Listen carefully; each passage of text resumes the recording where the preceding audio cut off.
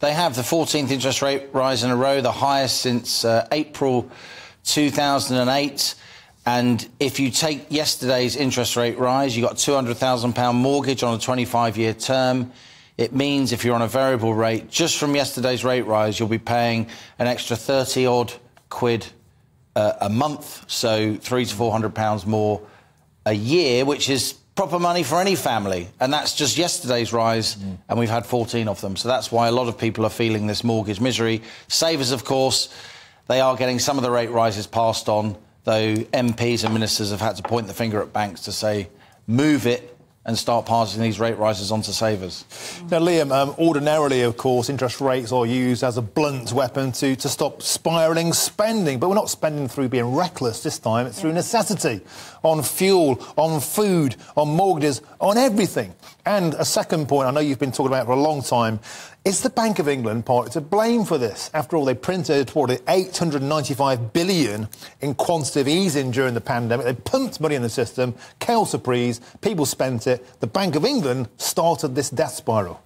Well, I think a lot of people are a bit bemused that the Bank of England keeps raising interest rates because it takes months, even years, for the interest rate impact to fully to feed through into the domestic economy. So given that they've already raised rates so many times, why don't they just wait and see what happens rather than imposing more and more pain? So in my view, yeah, they were late to start raising interest rates. All the major central banks in the world were, because they were all talking nonsense, saying inflation would be transitory, when actually it's turned out to be really, really persistent. So I do think they were late to start raising, and I think now they're late to finish raising because they're trying to reimpose themselves and try and repair their shattered credibility. They're sort of compounding their error. But on your broader point, I agree with you completely. So, look, we had lots of so-called quantitative easing, which is printing money, not actual notes and coins, but increasing the central bank's balances, which they can then give to the commercial banks.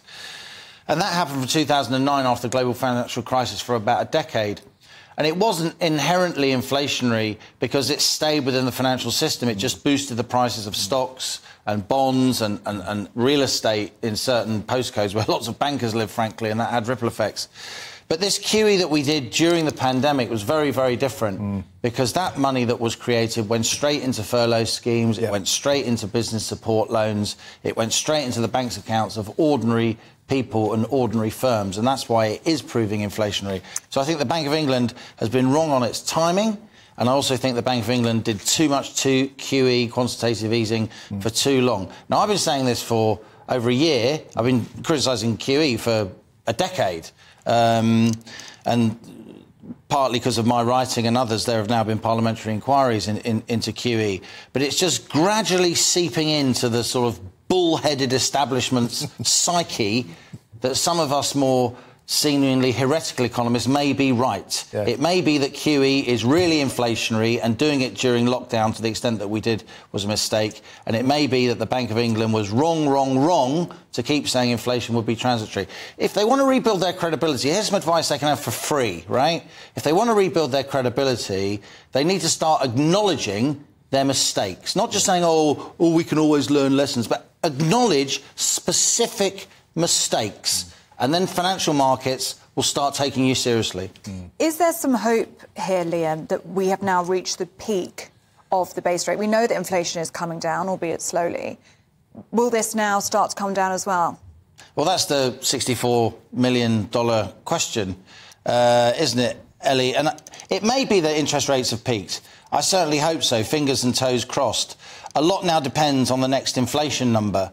That's in mid-August, August the 16th, that will be coming out. The last inflation number, as you know, was 7.9%. That was in June, down from 8.7% in May, so a significant reduction. But that's still almost 4 times the Bank of England's 2% target, 7.9%. Inflation in the Eurozone is averaging 5.5%. In the States, it's 3%, so we are now an outlier.